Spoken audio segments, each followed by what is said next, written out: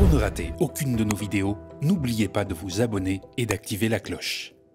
Le pays a besoin d'un gouvernement pour prendre les décisions, préparer un budget. La France se retrouve sans gouvernement et sans budget pour 2025. Ça y est, la France est une fois de plus dans une crise politique ouverte, même si tout à son show mondial autour de la réouverture de la cathédrale Notre-Dame de Paris, Emmanuel Macron donne l'impression de ne s'en soucier que moyennement, dans le style...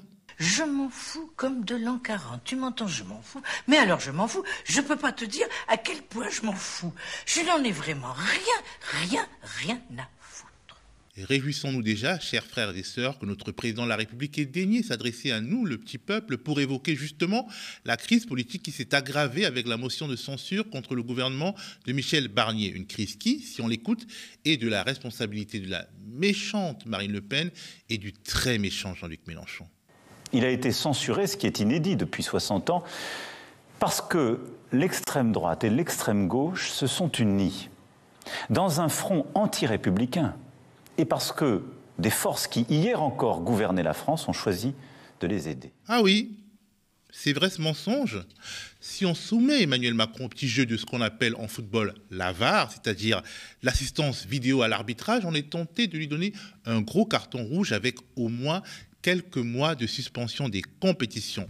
Et ça tombe bien, aux médias, nous pouvons compter sur Nabil Touati, journaliste spécialisé dans la mise en lumière des incohérences de la parole politique depuis de très nombreuses années, pour nous décrocher quelques archives qui détruisent le narratif plein d'autocomplaisance du locataire de l'Élysée.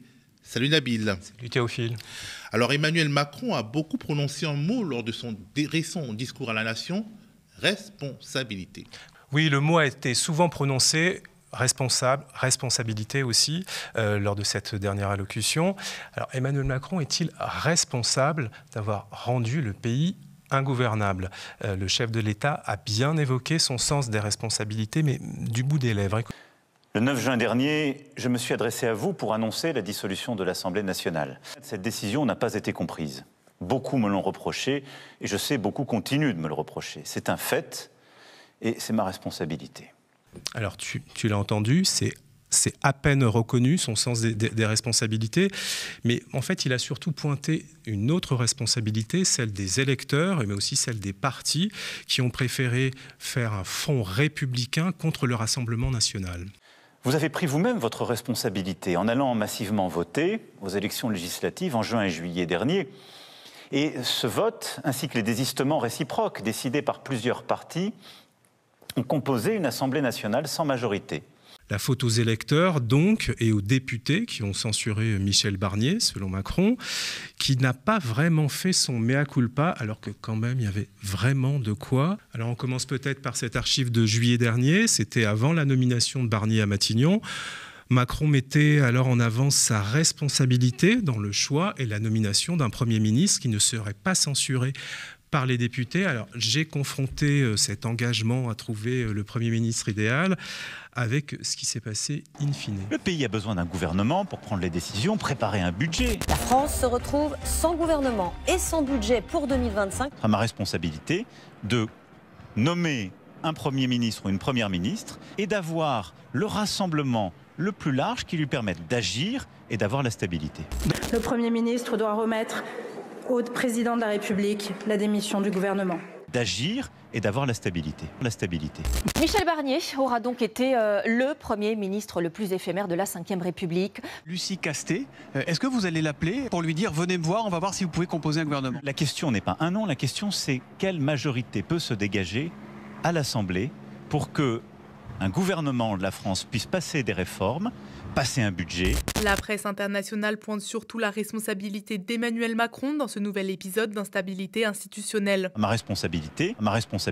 Michel Barnier a été choisi plutôt que Lucie Castet, mais force de constater que si ce n'est pas un échec, en tout cas, ça n'a pas vraiment marché.